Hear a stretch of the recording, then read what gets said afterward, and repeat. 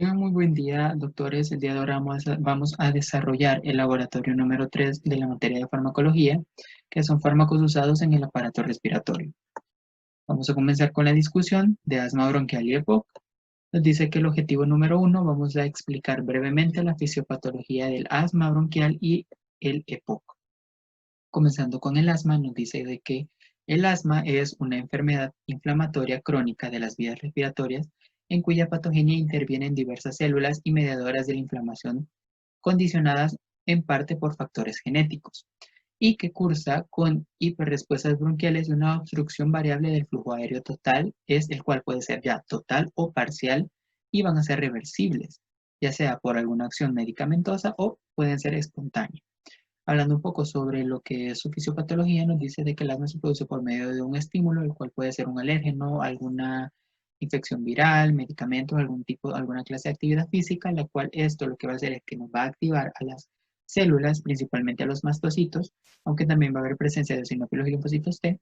Al activar, gracias a que los mastocitos se activan por medio de un alérgeno, que es nuestro estímulo, se va a activar la liberación de los mediadores se va a activar la liberación de los mediadores inflamatorios, tales como la histamina y la prostaglandina principalmente, lo cual nos va a producir una broncoconstricción o una obstrucción de las vías respiratorias como tal.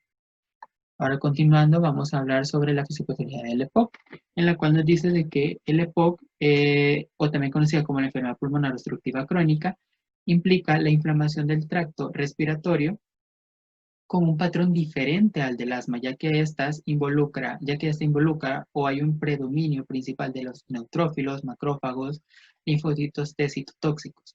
Hay que recordar que la inflamación que produce el EPOC afecta de manera predominante a las vías respiratorias de pequeño calibre y da origen a estrechamientos y a fibrosis progresiva de este.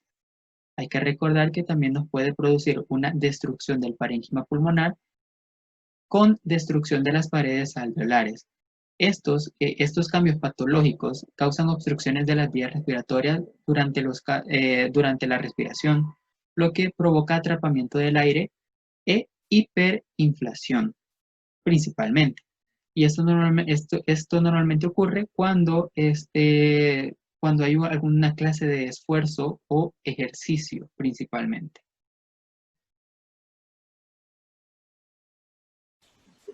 Bueno, el objetivo número 2 nos dice que identifiquemos una fisiopatología del asma en lugar de acción de diferentes fármacos. Entonces, en primer lugar, tenemos los fármacos broncodilatadores, que como bien dice su nombre, son fármacos que van a estar relajando el músculo liso bronquial, que es lo que sucede durante el asma. Entonces, las tres clases principales de broncodilatadores son los agonistas del medicopretador, la teofilina y los agentes anticolinérgicos. Pues, tenemos la agonista del medicopretador, que estos se van a estar uniendo a los receptores beta 2, que de esa manera se activa la adenosiclasa a través de una proteína G estimuladora, y eso ocasiona dos cosas: un incremento de la MPC intracelular y además una activación de la PK. Entonces esas dos cosas hacen de que se relaje el músculo liso bronquial. Luego tenemos la teofilina. La teofilina tiene diferentes mecanismos, entre ellas que es un antagonista de los receptores de adenosina, que la adenosina, como bien sabemos, causa broncoconstricción al liberar linfocitos T e histamina. Bueno, también incrementa la liberación de la interleucina 10, que tiene un efecto antiinflamatorio. Y bueno, además de esto, va a estar promoviendo la apoptosis en los eosinófilos y neutrófilos e inhibe como una consecuencia la infiltración de eosinófilos y linfocitos CD4. Luego tenemos los agentes anticolinérgicos, que bueno, estos al ser antagonistas competitivos de la acetilcolina, los receptores muscarínicos van a estar inhibiendo el efecto broncoconstrictor en el músculo liso bronquial. Bueno, tenemos los efectos antiinflamatorios. Los esteroides antiinflamatorios. Entonces, bueno, eso es lo que hace que van a evitar el reclutamiento de células inflamatorias hacia las vías respiratorias. Y bueno, lo hacen inhibiendo la formación de citocinas inflamatorias, principalmente aquellas liberadas por las células TH2. Y bueno, también va a estar inhibiendo la secreción de glucoproteínas de la glándula submucosa. Y bueno, luego tenemos los antileucotrienos, que bueno, durante el asma hay una liberación de leucotrienos que tienen efectos potentes sobre la función de la vía respiratoria. Entonces, eso es lo que hace es que estén induciendo la broncoconstricción, hiperactividad, inflamación eosinoфila, entre otras cosas. Y luego tenemos los antihistamínicos, que bueno, la histamina libera mastocitos en las respuestas asmáticas agudas. Entonces los antihistamínicos pueden ser útiles en la terapia del asma.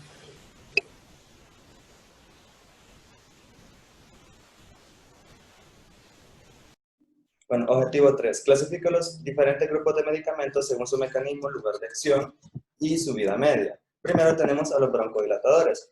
En tanto su mecanismo y lugar de acción, estos van a actuar sobre los bronquios relajando al músculo liso contraído de las vías respiratorias, provocando la reversión inmediata de la obstrucción de las mismas. Estos broncodilatadores tienen broncoprotección que previene la broncoconstricción. La vida media de los broncodilatadores hay dos tipos. Está la de acción corta, que esta puede durar unas pocas horas, y la acción prolongada, que esta puede ser de 12 horas o más. En tanto, los corticosteroides, su mecanismo y lugar de acción es que actúan como potentes efectos inhibidores sobre las vías de señalización MAP mediante la inducción de MAP sinasa fosfatasa 1, que pueden inhibir los múltiples genes inflamatorios. Estos van a actuar localmente en la mucosa de las vías respiratorias y su vida media es de 2 a 3 horas o de 8 a 12 horas.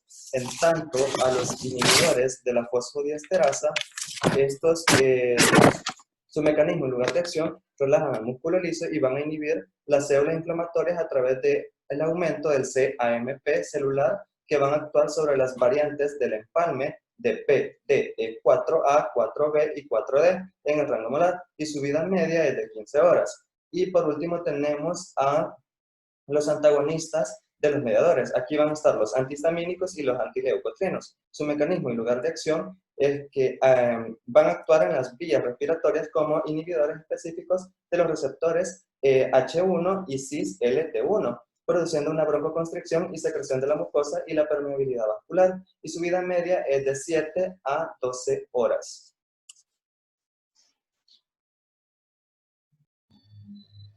Continuando con el cuarto objetivo, que tiene como indicación describir la farmacocinética de cada grupo farmacológico.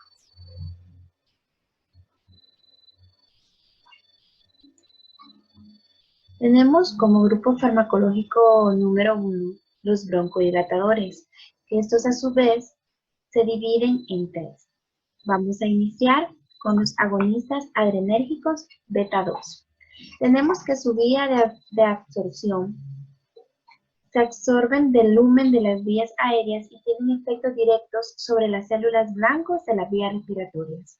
Su vida media es de 3 a 4 horas. Su mecanismo de eliminación es renal. El tipo de metabolismo es hepático. ¿Cómo lo hacen? Formando compuestos inactivos. También un dato bastante importante es que se unen o se adhieren a la proteína G. Continuando con los siguientes, son el grupo, siempre los broncodilatadores, metilsactina.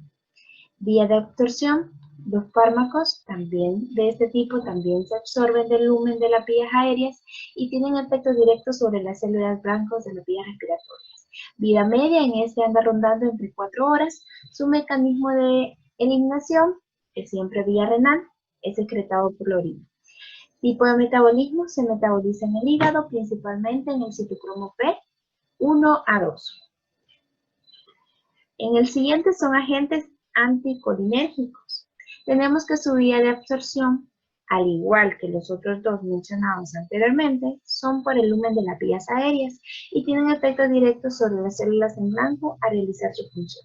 La vida media de ellos son de 2 horas, su mecanismo de excreción es renal, pero también se puede infiltrar por heces. Tipo de metabolismo hepático.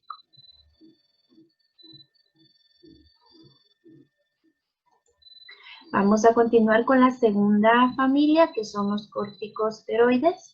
En este tenemos que la vía de absorción es vía respiratoria en la superficie alveolar. Por tanto, una porción de una dosis inhalada alcanza la circulación sistemática. Además, tenemos que tomar en cuenta que la fracción de esteroides inhalados que se depositan en la orofaringe se ingieren y se absorben por el intestino. Su vida media es de 2 horas. Su mecanismo de eliminación también es renal, se elimina por medio de la orina. El tipo de metabolismo es metabolismo del hígado. Como antes lo mencionaba, la fracción absorbida puede metabolizarse en el hígado, que se da el metabolismo de primer paso, donde se forma su metabolito activo antes de llegar a la circulación sistemática. En este caso, una vez absorbida, la distribución es bastante extensa y la unión a proteínas es de más o menos 90%.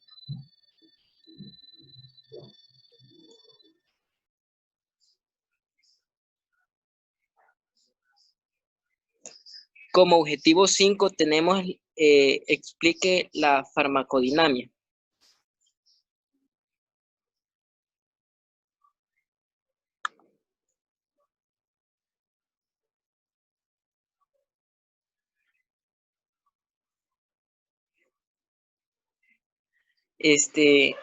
Vamos a tener la familia de los agonistas B2 adrenérgicos. Vamos a tener la dosis de salbutamol, el cual va a ser inhalado 180 microgramos, 2 inhalaciones cada 4 a 6 horas, según sea necesario. Y vamos a tener el formoterol, inhalado de 12 microgramos, una cápsula cada 12 horas.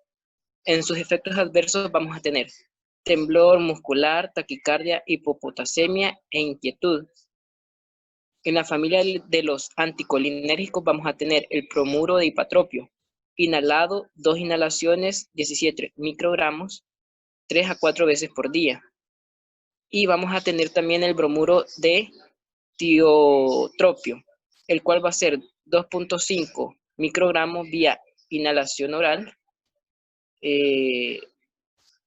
una vez al día. Entre los efectos adversos vamos a tener un efecto indeseable significativo, que es el sabor amargo del ipatropio. Vamos a tener que el bromuro de ipatropio en nebulización puede precipitar a glaucoma en personas de edad avanzada, y el ipatropio causa resequedad en la boca en 10 al 15% de los pacientes, pero esto por lo común desaparece con el uso continuo.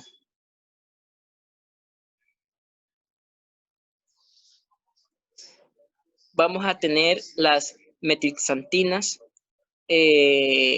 Como fármaco vamos a tener la teofilina, que su dosis inicial va a ser de 300 microgramos vía oral al día.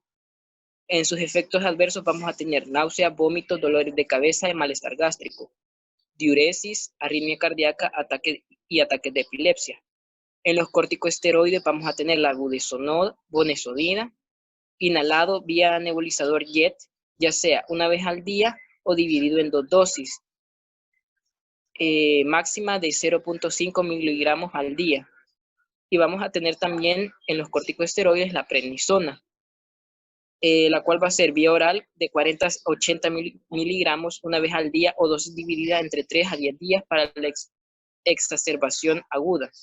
Entre sus efectos adversos vamos a tener efectos locales, disforia, cardidosis orofágica, tos, y en sus efectos sistémicos, insuficiencia y supresión suprarrenal, osteoporosis, cataratas y glaucoma.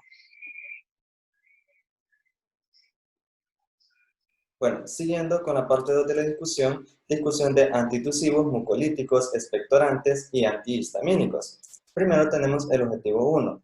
Investigue 5 medicamentos antigripales o antitusivos de venta libre en diferente presentación.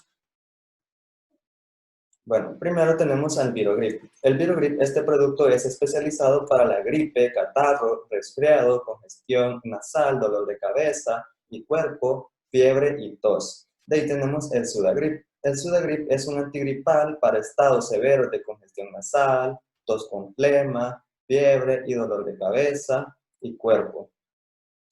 De ahí tenemos al Broncohelix. El Broncohelix ayuda a aliviar y prevenir los síntomas originados por afecciones de las vías respiratorias, sobre todo el control y alivio de cualquier tipo de tos. De ahí tenemos al Dibutol. El Dibutol está indicado para el tratamiento y prevención de la tos productiva asociado a broncoespasmo.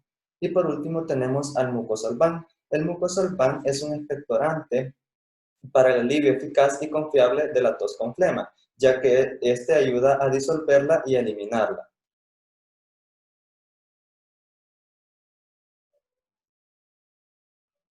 Como objetivo 2 vamos a tener identificar los principios activos que se encuentran en cada presentación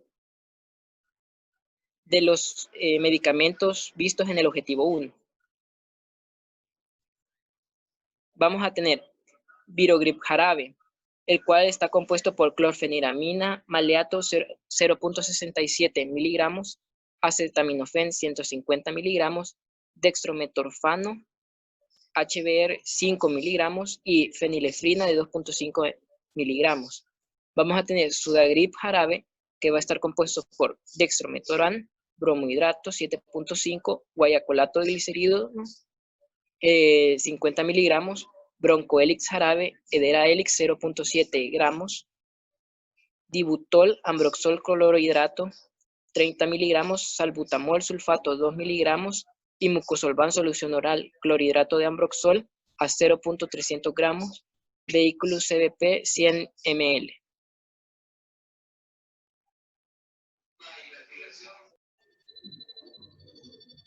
Continuando con el tercer objetivo de este apartado de nuestra discusión de farmacología número 3, vamos a seguir con la siguiente indicación, que dice: clasifique según corresponda cada principio activo en su respectiva familia farmacológica.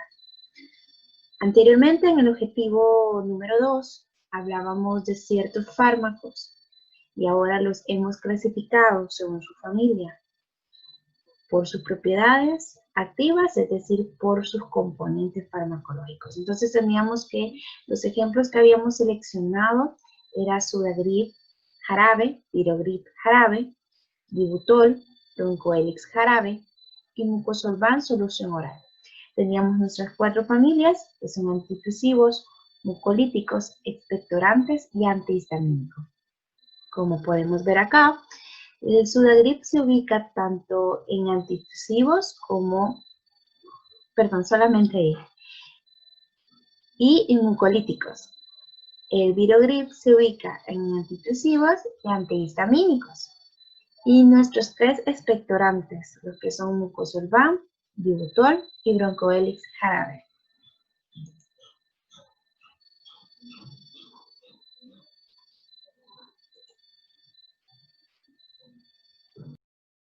Bueno, continuando con el objetivo número 4, el cual nos dice que vamos a identificar en la fisiopatología de la tos el mecanismo de acción de los fármacos antitusivos, mucolíticos y expectorantes.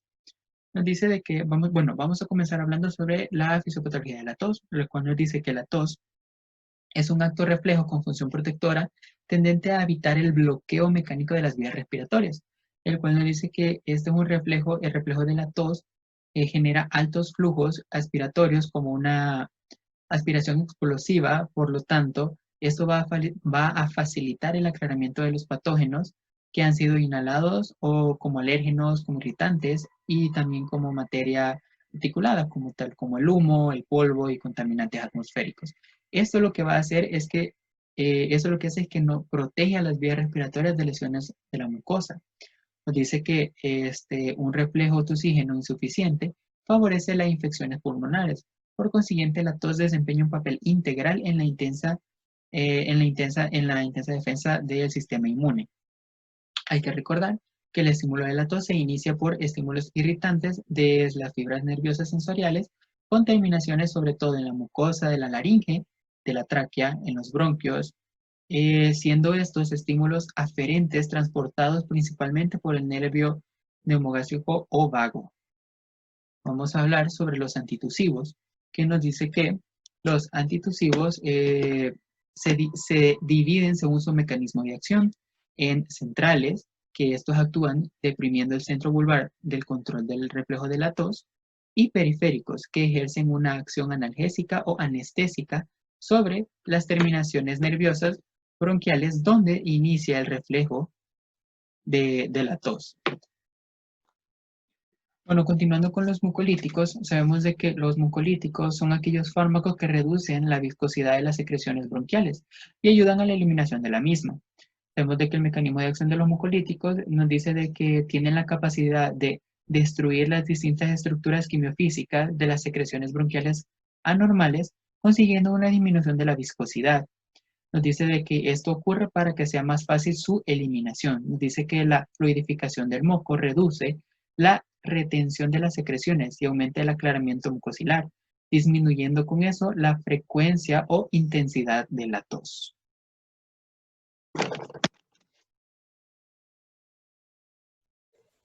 Buen día, mi nombre es Saraí García y yo les voy a estar hablando acerca del objetivo 5, que dice describe la farmacocinética y la farmacodinámica de los siguientes fármacos, los cuales son antitusivos, mucolíticos, expectorantes y antihistamínicos. El primer fármaco que tenemos es el dextrometorfano, el cual se metaboliza a través de las isoenzimas del citocromo P2D6 del citocromo P450 y su excreción es por vía renal. En su mecanismo de acción tenemos que es un antagonista de los receptores NMDA con actividad a nivel central. Este es un fármaco que se utiliza más que todo en las formas improductivas de tos y tiene una contraindicación de que no se puede administrar en niños menores de 2 años y en pacientes que están siendo tratados con fármacos IMAO. En sus efectos adversos tenemos que puede provocar náusea, mareo, trastornos gastrointestinales, somnolencia, depresión nerviosa, dificultad para respirar, entre otros. Su dosis es de 10 a 20 miligramos cada 4 horas o de 30 miligramos cada 6 a 8 horas, sin exceder de los 120 miligramos al día. El siguiente fármaco es el Ambroxol, el cual en su farmacocinética tenemos que tiene una gran fijación a las proteínas plasmáticas, que es de hasta un 90%, y es metabolizado a nivel hepático por el citocromo P3A4, por glucuronidación e hidrólisis del ácido dibromantranílico. En su mecanismo de acción tenemos que potencia la producción de surfactante pulmonar y estimula la actividad ciliar.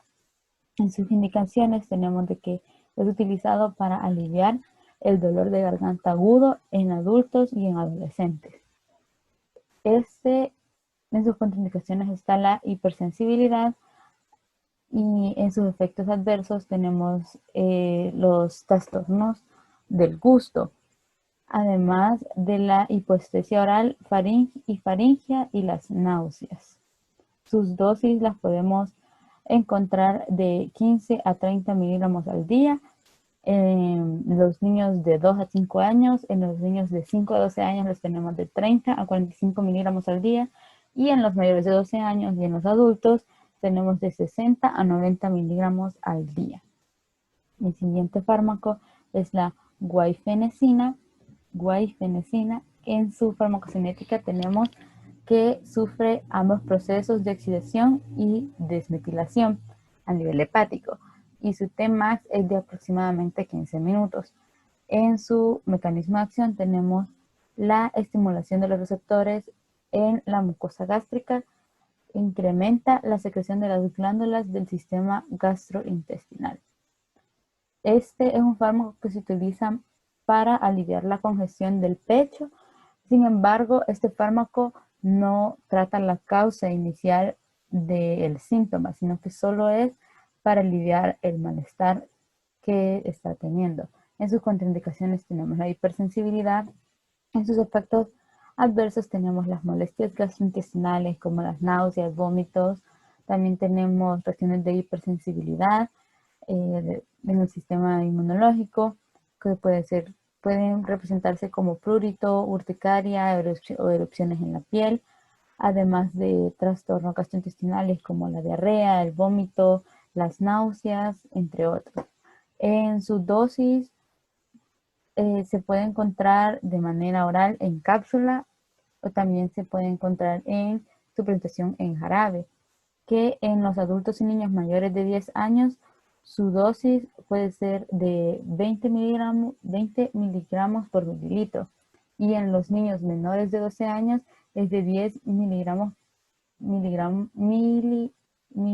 por mililitro 4 veces al día. El siguiente fármaco es la clorfeniramina. el cual tiene una farmacocinética que se une a las proteínas del plasma en un 72%, produciendo varios metabolitos desalquilados que se eliminan en la orina. Este también tiene un metabolismo a nivel hepático. Lo que tenemos de particular en la clorfeniramina es de que esta se distribuye también por los tejidos y por los fluidos en el organismo, que es capaz de cruzar la barrera placentaria, y también este es capaz de ser excretado en la leche, así que se tiene que tomar en cuenta a la hora de tratar con una mamá que esté amamantando. En su farmacodinamia o mecanismo de acción tenemos que compite con la histamina en los receptores H1 del tracto digestivo. Además del tracto digestivo, también podemos encontrar estos receptores a nivel de útero, de grandes vasos y del músculo liso de los bronquios. Este antagonista no inhibe la secreción de la histamina. Este compite por el receptor que está en estos lugares que ya mencioné. En sus indicaciones tenemos de que se usa en tratamiento y profilaxis de rinitis alérgica estacional o rinitis vasomotora. También en el tratamiento por picaduras de insectos o afecciones cutáneas. En sus contraindicaciones tenemos la hipersensibilidad al medicamento o alguno de sus componentes, y no debe ser administrado junto con fármacos IMAO. En los efectos adversos tenemos la anafilaxia, la anemia hemolítica, la trombocitopenia, la pancitopenia, y entre unas reacciones más comunes serían la somnolencia, el mareo, el dolor de cabeza, el malestar en el epigastrio. También tenemos la estimulación paradójica del sistema nervioso central. Puede haber visión borrosa y disfunción eréctil, entre otros. En su dosis tenemos de que es por vía oral de 4 miligramos de cada 4 a 6 horas. El siguiente fármaco es de los más usados a nivel del país, también porque por su gran efecto y su potencia es en su acción antihistamínica, que tiene lugar hacia las primeras 3 horas, con un efecto máximo en las primeras 12 horas después de haberse consumido, y tiene una duración en su efecto que puede durar hasta 24 horas. En su farmacocinética tenemos que la absorción aumenta y se une a las proteínas del plasma hasta un 97%. Tiene un metabolismo hepático muy intenso a través de las isenzimas del citocromo P3A4 y citocromo P2D6. En su mecanismo de acción tenemos que también compite con la histamina por los receptores H1 y tiene una muy débil afinidad hacia los receptores colinérgicos y alfa-adrenérgicos. En su tratamiento puede ser rinitis alérgica, urticaria idiopática crónica o cualquier otra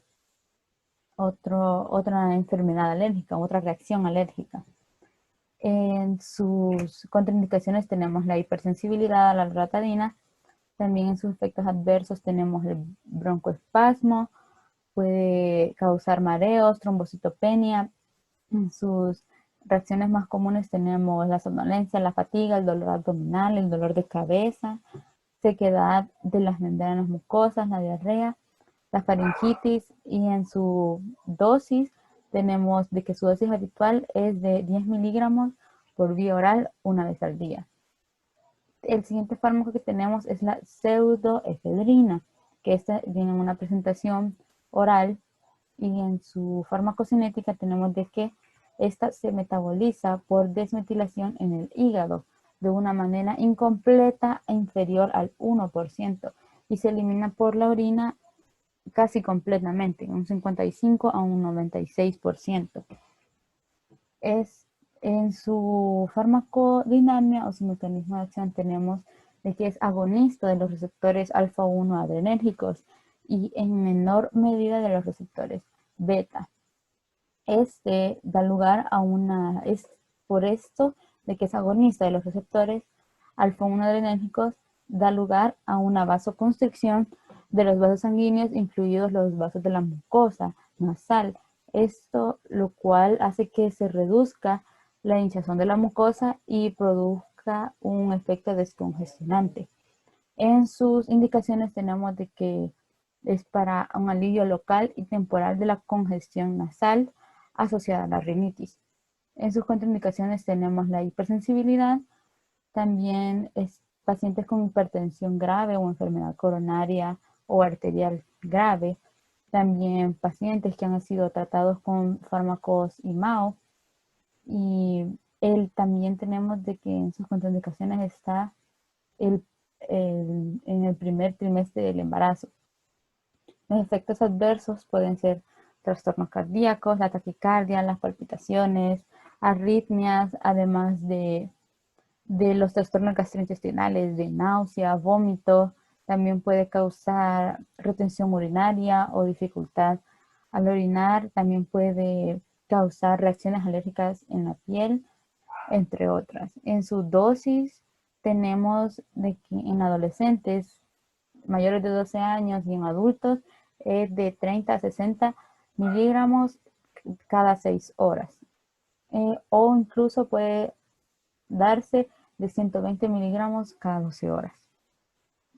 El siguiente fármaco que tenemos es la carboximetilcisteína, que esta viene en una presentación oral, y en su farmacocinética tenemos de que la vida media plasmática es de 1.5 a 2 horas. Se metaboliza en el hígado y se elimina por vía renal hasta en un 30%. En su mecanismo de acción tenemos de que protege de manera eficaz a la alfa-1 antitripsina de la inactivación inducida por gases irritantes o tóxicos. Este fármaco se utiliza para el alivio sintomático de las afecciones de las vías respiratorias, y en sus contraindicaciones tenemos la hipersensibilidad, también personas con úlcera gastroduodenal, con asma o con insuficiencia respiratoria grave. También en sus efectos adversos tenemos que puede producir molestias gastrointestinales, náuseas, vómitos, urticaria, cefalea y rinorrea, los cuales estos efectos secundarios desaparecen al suspender el medicamento. En su dosis la tenemos en adultos y niños mayores de 12 años en 750 miligramos cada 8 horas. El siguiente fármaco es la acetilcisteína, la cual viene en presentación oral y tiene una farmacocinética de que se desacetila y circula en forma libre ligada a las proteínas plasmáticas. La biodisponibilidad es de hasta un 10% y su eliminación es renal en un 30%. En su mecanismo de acción tenemos la disminución de la viscosidad del mucus y la actividad citoprotectora en el aparato respiratorio.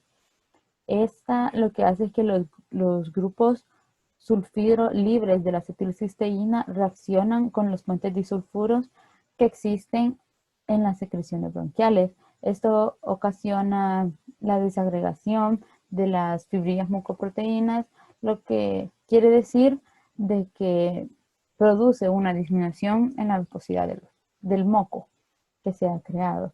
Esta está indicada más que todo como un tratamiento coadyuvante en los procesos respiratorios que tienen esa hipersecreción mucosa excesiva. Pero en sus contraindicaciones está la hipersensibilidad, y de la misma manera pacientes con úlcera gastroduodenal, asma o insuficiencia respiratoria grave. En los efectos adversos tenemos de que puede causar prurito, urticaria, hasta rash, y puede causar broncoespasmos.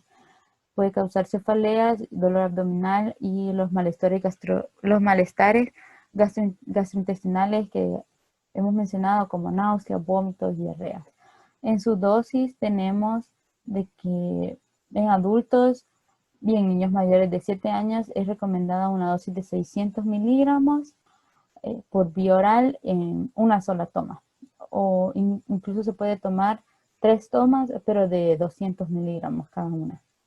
El siguiente fármaco que tenemos es la codeína, que esta se puede administrar por vía oral o por vía parenteral. Su farmacocinética tenemos que los efectos analgésicos máximos se alcanzan después de 30 a 60 minutos después de haberse ingerido. Y esta se une muy escasamente a las proteínas plasmáticas, solo en un 7%. Y el metabolismo, después de pasar por su metabolismo hepático, pasa por una glucuronidación por medio de la vía secundaria de desmetilación a morfina. Esta se convierte en morfina. Por eso es que en su farmacodinamia tenemos de que es un agonista opiáceo débil en el sistema nervioso central y la actividad analgésica de la codeína es debida a la conversión a la morfina. Esa conversión a la morfina es la que lo convierte ya en funcional. Este se usa más que todo en una tos improductiva. Y en sus contraindicaciones tenemos la hipersensibilidad a la codeína o a sus derivados. También tenemos de que no se puede recetar en pacientes con EPOC o con ataques agudos de asma o con una depresión respiratoria. Tampoco se puede recetar en niños menores de 12 años. Los efectos adversos tenemos los mareos, la somnolencia, las convulsiones, el estreñimiento, las náuseas, los vómitos. También puede causar prurito o erupciones cutáneas por una hipersensibilidad. En las dosis tenemos de que en los niños mayores de 12 años y en los adultos es un comprimido cada 6 horas. El siguiente fármaco es el dimetindeno, que este viene en su presentación por vía tópica, en una presentación de gel o de pomada. En su farmacocinética tenemos que el efecto alcanza su nivel máximo después de 1 a 4 horas después de haberse aplicado. Su disponibilidad sistémica es de aproximadamente del 10%. En su mecanismo de acción tenemos que es un antihistamínico antagonista competitivo de los receptores H1 de la histamina. Este se usa más que todo al alivio del prurito asociado con dermatosis, con urticaria, con picaduras de insectos, también por animales marinos pequeños que pudieron haber causado una reacción alérgica, incluso con quemaduras de primer grado, como son las quemaduras solares. Y en sus contraindicaciones tenemos la hipersensibilidad al dimetindeno. También no se puede usar en neonatos ni en niños que han nacido de forma prematura. Y en sus efectos adversos tenemos la sequedad, la erupción, el escozor o picor de la piel. En su dosis tenemos de que es por vía tópica y es de 2 a 4 aplicaciones al día. Esta ha sido la bibliografía que hemos usado. Es el capítulo 36 de Goodman y Gilman y el capítulo 32 de Goodman y Gilman y el capítulo 43 de la farmacología fundamental de McGraw-Hill. Muchas gracias por su atención.